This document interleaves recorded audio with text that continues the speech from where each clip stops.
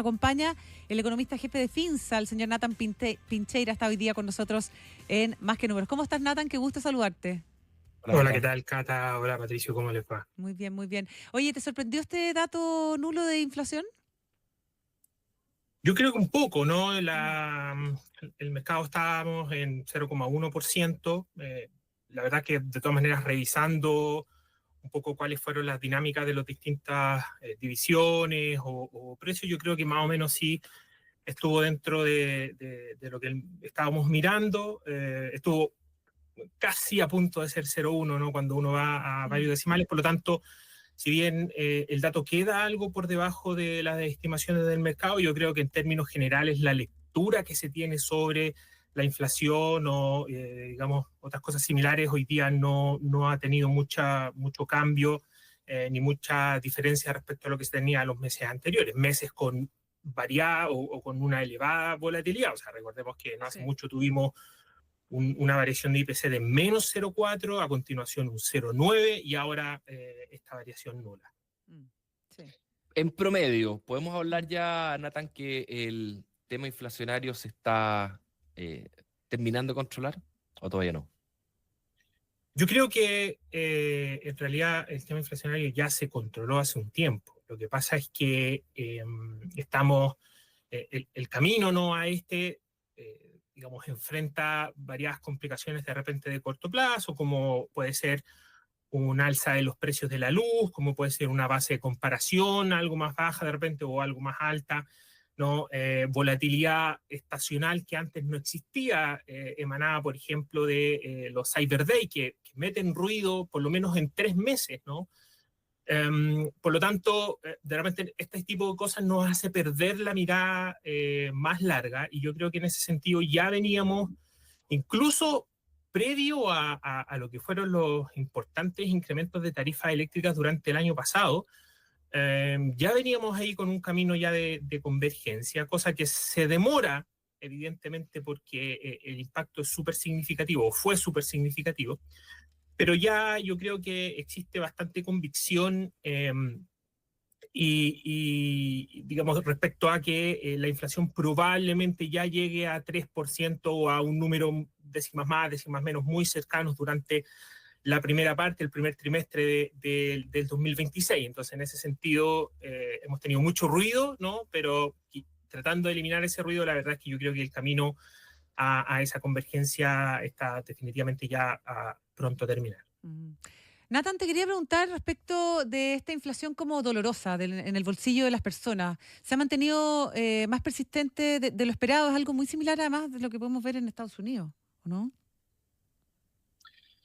Sí, o sea, existen diferentes mediciones como, digamos, de inflación que le pega a distintos grupos socioeconómicos, ¿no? Sí. Porque recordemos que esta canasta lo que hace es considerar productos del chileno como representativo, ¿no? Que además debe cumplir una serie de requisitos, como por ejemplo que en 4 de los 5 quintiles de la población sea un producto que tenga una relevancia importante. O sea, considera ese tipo de situaciones, pero también sabemos que es bastante probable que los quintiles, por ejemplo, de menores recursos gasten más en alimentos que en servicios, ¿no? Y lo contrario también es cierto.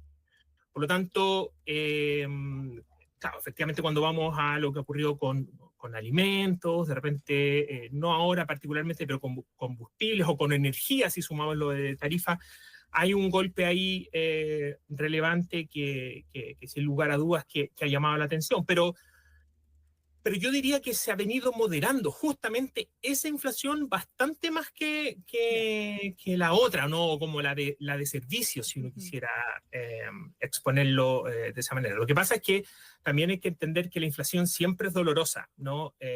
Y especialmente con aquellos que tienen más, o sea, perdón, que tienen menos, porque las posibilidades de cubrirse o de poder ahorrar, por ejemplo, parte de su ingreso para hacer frente a los temas inflacionarios es bastante menor.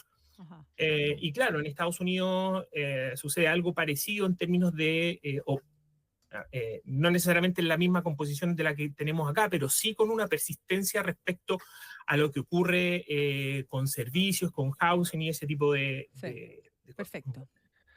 Ahora Nathan Pincheira, economista jefe de Finsa. Variación nula, un poquito más abajo. Tú decías que ya habíamos logrado controlar la inflación y viene una reunión del Banco Central. ¿Tú crees que ya está totalmente despejado el camino para seguir bajando tasa? Sí, recordemos que ya hubo en la última reunión un recorte de 25 puntos base. Estamos ya en la parte final de este proceso que comenzó ya hace un par de años. Recordemos que en su momento hubo que hacer una política monetaria extremadamente contractiva. Según cálculos nuestros, ha sido la política monetaria más contractiva de la historia del Banco Central, ¿no? Como lo conocemos hoy día, ¿no? Más allá que esté celebrando 100 años, digamos, el Banco Central autónomo, ¿no? Desde el 89 en adelante. Y de alguna forma, costó, pero se ha venido logrando. Como dije recientemente, hubo un recorte en la reunión anterior, ahora viene la reunión de septiembre, ¿no? Que el comunicado lo vamos a conocer el día de mañana, el IPOM viene el día miércoles, y justamente al considerar una reunión con IPOM bastante informativo, vamos a tener un poco más de idea de cómo va a terminar este ciclo, cuál va a ser el timing de término de este ciclo.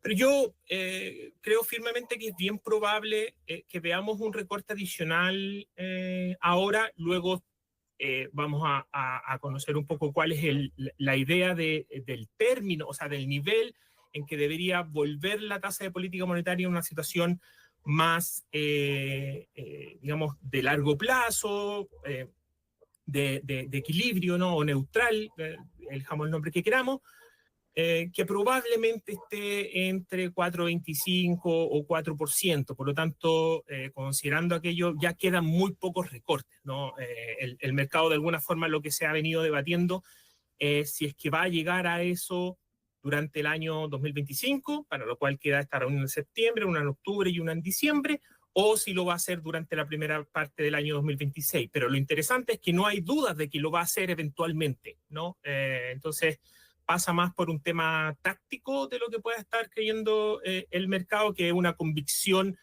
o dos posiciones distintas, lo que ha venido ocurriendo con el manejo inflacionario digamos, del Banco Central durante el último tiempo. Así que, en resumen, nosotros sí esperamos un recorte ahora y, digamos, algo más de información en ese comunicado y en el IPOM respecto a cuándo podría eventualmente ser la otra. Ya, perfecto. ¿El elemento político, eleccionario, también genera ruido? ¿Debería tener quizás un guiño también dentro del IPOM, Nathan? En general, lo que ha hecho el Banco Central en lo reciente, tanto con este consejo o con esta composición de consejo como con anteriores, es tratar de mantenerse al margen respecto a las elecciones, y no solamente a las elecciones, sino a cualquier elemento político o expectativa de algún elemento político, ¿no? Hasta que no esté realizado, ¿no? Por ejemplo, si en su momento estaba la duda o no de si se iban a incorporar las tarifas eléctricas o el alza de tarifas eléctricas, cosa que finalmente pasaba como por una decisión política, si se atrasaba o no se atrasaba en el Congreso, etcétera, no lo implementó hasta que no estuvo la noticia que efectivamente iba a ocurrir, ¿no? Hay un manejo ahí delicado para mantener siempre esta independencia, ¿no? Digamos, esta característica técnica que tiene el Banco Central. Por lo tanto, frente a distintos ruidos o posibilidades de que gane una parte o gane otra parte, yo creo que el Central no hace política ni da mensaje al respecto hasta que no tengamos hechos consumados, ¿no? Y hechos consumados no solamente me refiero al resultado de una elección, sino a las consecuencias de esta o a la aplicación de algún tipo de política directa que pueda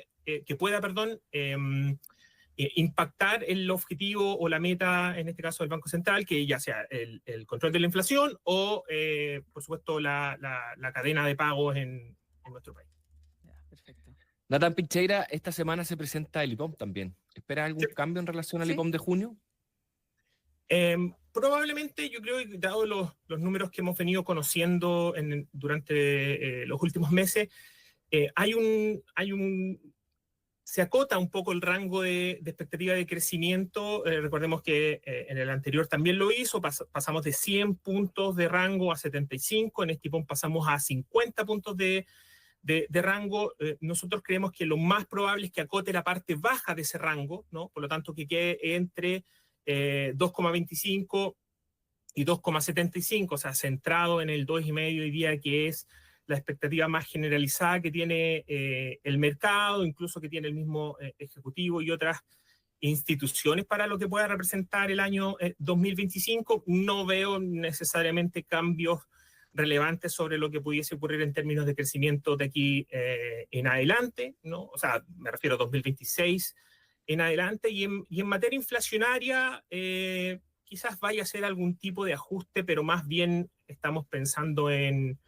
un par de décimas, ¿no? O sea, pasar quizás hasta a un número como un 3,8. Recordemos que la vez anterior hizo una disminución en su expectativa inflacionaria porque creía que el impacto de caída de precios importados se iba a evidenciar en la economía local. Nosotros creemos que eso todavía no ha sido, o no ha sido de la cuantía que se podría haber esperado, por lo tanto, y dado algunas sorpresas, movimientos más, movimientos menos, vaya afinándola algo cercano a 3,8, 4%, pero si ustedes se fijan, no son cambios significativos que puedan tener impacto en lo que conversamos al comienzo respecto al manejo de la política monetaria, o si se va a realizar o no se van a realizar recortes adicionales en las próximas reuniones, sino más bien creo que tiene que ver con un ajuste, ¿no? Un poco dados los datos que hemos venido conociendo, ¿no? De todas maneras, siguen habiendo riesgos, y esos riesgos probablemente los más relevantes siguen estando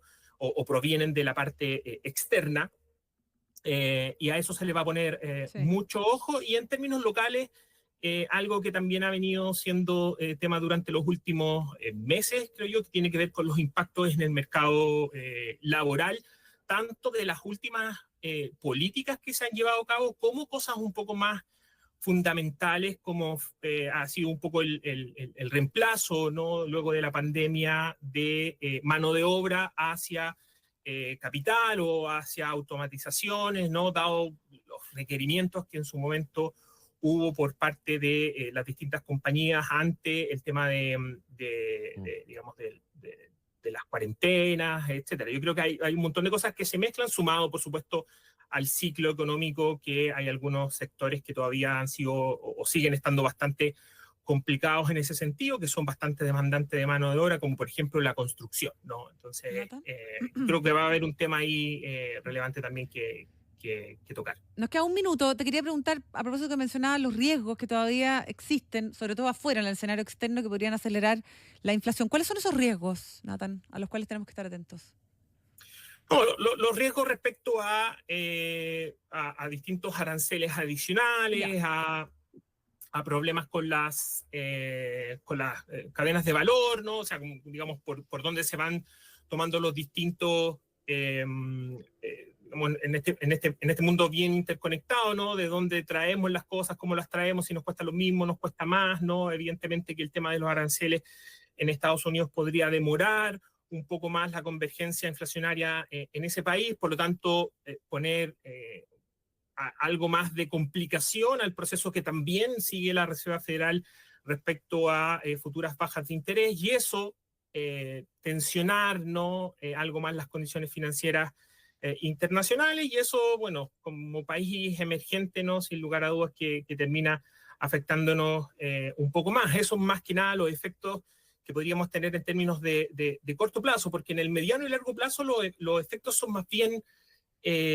o son poco claros, porque por un lado puedes tener algo más de complicaciones con una inflación algo más alta, pero si eventualmente uno logra reequilibrar, ¿no? Los distintos flujos a nivel global, podríamos incluso en algún momento vernos beneficiados si es que, digamos, algunos países, al verse más complicados de poder exportar hacia Estados Unidos o viceversa, Bien. bueno, terminan haciéndolo a otros países y los precios internacionales terminan un poco más abajo. Pero si ustedes se fijan, hay mucha diferencia entre los efectos que podríamos ver en términos de corto plazo como aquellos que finalmente o eventualmente podrían derivar en el largo plazo, con toda la incertidumbre entre medio de que no tenemos ni idea cómo va a terminar este asunto, porque un día tenemos alza de aranceles, después se suspende, y así, bueno, lo vemos muy volátil. casi que a cada hora, ¿no? Sí.